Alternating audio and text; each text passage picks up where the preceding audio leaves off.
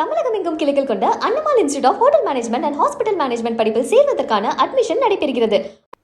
திருவண்ணாமலை மாவட்டம் போளூர் அருகே வேளாண்மை உரக்கடை வழங்கிய தவறான மருந்தால் விவசாயிகளின் 5 ஏக்கர் நெல் பயிர்கள் கருகி நாசமாகியுள்ளது.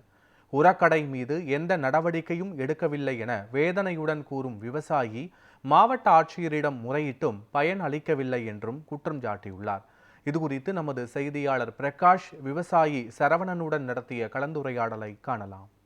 திருவண்ணாமலை மாவட்டம் போளூர் அருகே உள்ள கேளூர் கிராமத்தைச் சேர்ந்த சரவணன் என்பவருடைய விவசாய நிலத்தில் 5 ஏக்கர் விவசாய நிலத்தில் நெல் பயிர்கள் நடவு செய்யப்பட்டு தற்போது அந்த நெல் பயிர்கள் அனைத்தும் கதிர்விடும் அளவிற்கு வளர்ந்துள்ளது.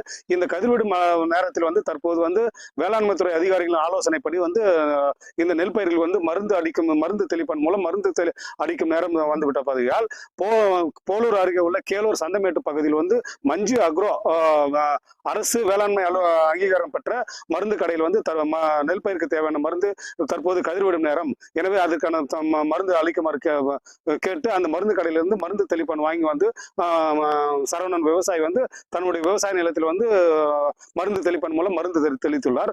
ஆனால் மஞ்சி அக்ரோ சர்வீஸ் மூலம் தவறான மருந்துகள் கொடுக்கப்பட்டதால் அந்த 5 ஏக்கர் விவசாய நிலத்தில் பயிரிடப்பட்ட நெல் பயிர்கள் அனைத்தும் தற்போது காய்ந்து கருகி வருகிறது. இதனால் விவசாயி சரவணன் திடீரென்று தன்னுடைய நெல் பயிர்கள் அனைத்தும் காய்ந்து வருவதால் அதிர்ச்சி அடைந்து இதுக்கு என்ன என்று மீண்டும் அதே மருந்து கடையில் சென்று முறையிட்டுள்ளார். ஆனால் அந்த மருந்து கடைக்காரர் மாற்று மருந்து என்பதையும் கொடுத்து இதை அடிகள் சரியாகிவிடும் என்று மீண்டும் அந்த விவசாயிக்கு மாற்று மருந்தை அந்த வேளாண்மைத்துறை மருந்து கடையில் வழங்கி இருக்கிறார்கள். வாங்கி வந்த அந்த மருந்து அந்த அதிகாரியின் ஆலோசனைப்படி மீண்டும் மருந்து தெளித்திருக்கிறார். மீண்டும் பயிர்கள் அனைத்தும் காய்ந்து தற்போது நட்ட பயிர்கள் நன்கு வளைந்த பயிர்கள் அனைத்தும் காய்ந்து கருகிவிட்டதால் இந்த சரவண விவசாயி பெருத்த மனவேதனையுடன் என்ன செய்வது என்று அறியாமல் பரிதவித்து வருகிறார்.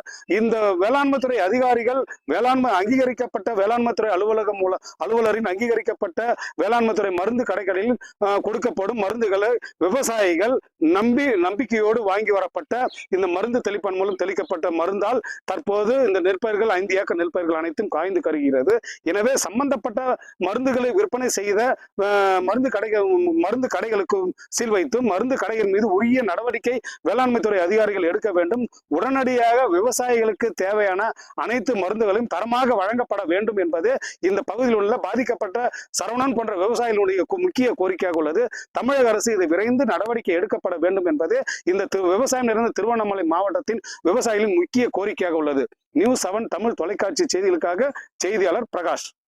உங்களுடைய விவசாய நிலத்துல இந்த 5 ஏக்கரை நெல் பயிரிட்டு இருக்கீங்க. இந்த நெல் பயிர் இந்த கதிர் வரும் நேரத்தில் தற்போது அனைத்தும் காய்ந்து கருகி இருக்குது. இதுக்கு என்ன காரணம், அதை பத்தி உங்க சொல்லுங்க. இப்போ ஒன்றும் இல்லைங்கண்ணா, இப்போ நாங்கள் எல்லாம் பயிருக்கு செய்ய வேண்டியது எல்லாம் செஞ்சிட்டோம், முறையாக என்னென்ன செய்யணுமோ செஞ்சிட்டோம். இப்போ கதிர் டைமில் இந்த பூச்சிங்கெலாம் இந்த பால் சப்பிடும். கதிர் டைமில் ஒரு ஸ்ப்ரே பண்ணோம். ஸ்ப்ரே பண்ணதுக்கு நம்ம கேளூர் ஆக்ரோ சர்வீஸ் மஞ்சி கடையில் தான் வாங்கினோம். அவர் அக்ரி படிச்சுக்கிறாரு. அவர் கடையில் தான் போய் முறை பிரகாரம் இதுமாரி கதிர் வருதுங்க மருந்து கொடுங்கன்னு சொல்லி கேட்டோம்.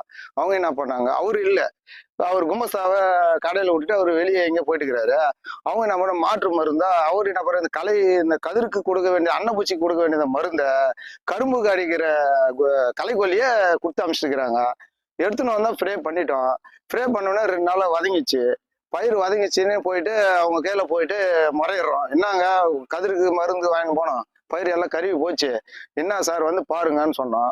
சரி பார்த்துட்டு அவர் என்ன பண்ணாரு, மருந்து அடிச்ச மருந்து எல்லாமே எடுத்து போய் அவர்களை காமிச்சு அவரே பார்த்துட்டு இது களைக்கொல்லி தான் அப்படின்னு அவருக்கு தெரியும். ஆனா எங்க கையில இது களைக்கொல்லி மாத்தி எங்க கடையில வேலை செய்யற பையன் கொடுத்துட்டான்னு அவர் எங்கால சொல்லவே இல்லை.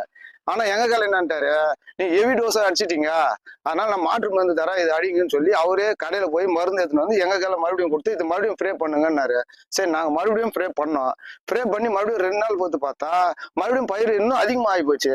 அமைச்சருக்கு வேளாண்மை துறைக்கு எந்த மாதிரியான கோரிக்கை வைக்க வரீங்க? இப்ப நான் என்னன்றேன்னா, எல்லா கடையும் எல்லா அதிகாரியும் ஆய்வு செய்யணும், தரமான மருந்து கொடுக்கணும். அதே மாதிரி அங்கீகாரம் பற்ற கடை மட்டும் தான் இருக்கணும்.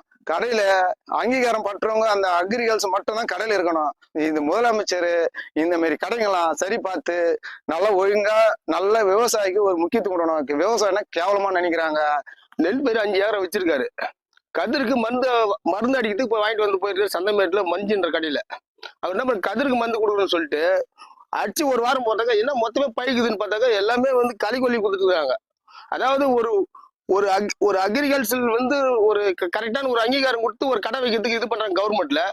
ஒரு கதிர் கடிக்கிற மருந்து தெரியல, களி கொல்லி தெரியல, இந்த மாதிரி மருந்து கொடுத்தாங்க. அந்த 5 ஏக்கர் என்ன சார், ஒரு ஏக்கருக்கு 30,000 மேல செலவாகும் சார்.